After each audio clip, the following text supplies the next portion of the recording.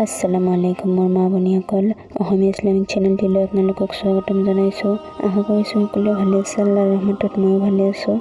আজি আমি ৰাসূলুল্লাহ সাল্লাল্লাহু আলাইহি ওয়াসাল্লামৰ খুব এটি গুৰুত্বপূৰ্ণ সুন্নতৰ বিষয়ে আলোচনা কৰিম, যিটো সুন্নত আমাৰ মুছলমানসকলৰ মাজত প্ৰায় নোহোৱাই হৈছে। সেইটো হৈছে মিছৱাক কৰা। ভিডিঅ'টো স্কিপ নকৰি শেষলৈকে চাব। বলক তেন্তে ভিডিঅ'টো আৰম্ভ কৰোঁ। মোৰ মা ভনীসকল, আমাৰ সমাজত ইমানদাৰ মুমিন মুছলিম কেইজনক বাদে সকলো মুছলমানে মিছৱাক কৰাটো সৰু কথা বুলি ভাবে।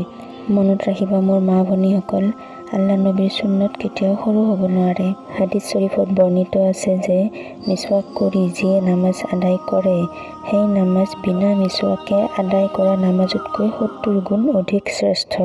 আন এটি হাদিছ শৰীফত আম্মা আয়েশা ৰাদিয়াল্লাহু তাআলা আনহাৰ দ্বাৰা বৰ্ণিত আছে যে বিশ্বনবী ৰাসূলুল্লাহ সাল্লাল্লাহু আলাইহি ওয়াসাল্লামে তেখেতৰ ইন্তেকালৰ সময়ত শেষ কাম যিটো কৰিছিল সেইটো হৈছে মিছৱাক কৰা।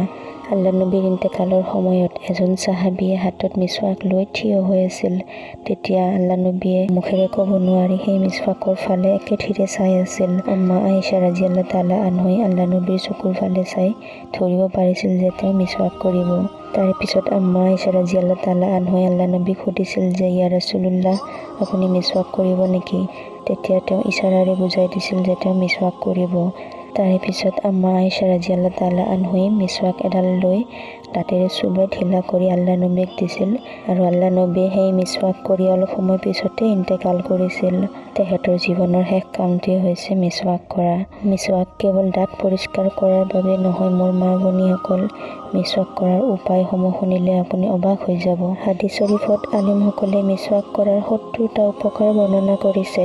তাৰে ভিতৰত 20টা উপকাৰ হ'ল: নম্বৰ 1, মিছৱাক কৰিলে আল্লাহ তাআলাৰ সন্তুষ্টি লাভ হয়। নম্বৰ 2, মিছৱাক কৰা লোকসকলৰ চুলি সোনকালে বগা নহয়। মিছৱাক কৰিলে ইমান মজবুত হয়। নম্বৰ 4, মিছৱাক কৰিলে পুলচিৰাতৰ ৰাস্তা সহজে পাৰ হ'ব পাৰিব।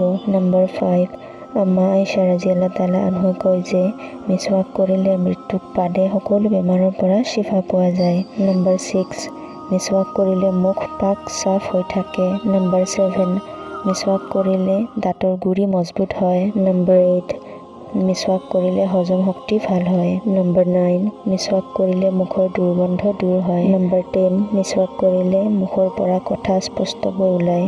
নম্বৰ 11, মিছৱাক কৰিলে শয়তান খঙত জ্বলি যায়। নম্বৰ 12, মিছৱাক কৰোঁতাক আল্লাহ তাআলাই মৰম কৰে। নম্বৰ 13, মিছৱাক কৰিলে কাহ কফ দূৰ হয়। নম্বৰ 14, মিছৱাক কৰিলে মুখ সুগন্ধময়ী হয়। নম্বৰ 15, মিছৱাক কৰিলে দাঁতৰ হালধীয়া কালাৰটো দূৰ হয়। নম্বৰ 16, মিছৱাক কৰিলে দৃষ্টিশক্তি বৃদ্ধি হয়। নম্বৰ 17, আটাইতকৈ ডাঙৰ কথা, মিছৱাক কৰিলে মৃত্যুৰ সময়ত কলিমা নচিব হয়। নম্বৰ 18, মিছৱাক কৰোঁতাৰ লগত ফেৰিস্তাই মুছাফা কৰে। নম্বৰ 19, মিছৱাক কৰিলে মুখমণ্ডল উজ্জ্বল হয়। নম্বৰ 20, মিছৱাক কৰিলে ইন্তেকালৰ সময়ত ৰুহ সহজভাৱে ওলাই যোৱাত সহায় হয়। গতিকে মোৰ মা ভনীসকল আৰু মোৰ বন্ধুসকল, মিছৱাক কৰাটো আপোনালোকে কোনো সাধাৰণ কাম বুলি ভাবি নল'ব। আখিৰাতত হয়তো এই মিছৱাক কৰাৰ কাৰণটোৱে আপুনি জান্নাতি হোৱাৰ মূল কাৰণ হৈ যাব পাৰে।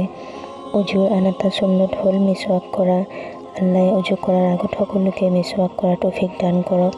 সকলোকে আল্লাহ মিছৱাক কৰি নামাজ পঢ়াৰ তৌফিক দান কৰক। ভিডিঅ'টো ভাল লাগিলে লাইক কৰিব, যিমান পাৰে শ্বেয়াৰ কৰিব, মোৰ কাৰণে দোৱা কৰিব। আসসালামু আলাইকুম। এনেকুৱা ভাল ভাল ভিডিঅ' আগলৈ চোৱাৰ বাবে আমাৰ চেনেলটো ছাবস্ক্ৰাইব কৰিব, কাষতে থকা বেল আইকনটো প্ৰেছ কৰি দিব। কিবা জানিবলগীয়া থাকিলে কমেণ্টত জনাব। ভিডিঅ'টো যিমান পাৰে শ্বেয়াৰ কৰিব। আপোনাৰ এটা শ্বেয়াৰৰ কাৰণে হয়তো কোনোবাৰ উপকাৰ হ'ব পাৰে। আসসালামু আলাইকুম।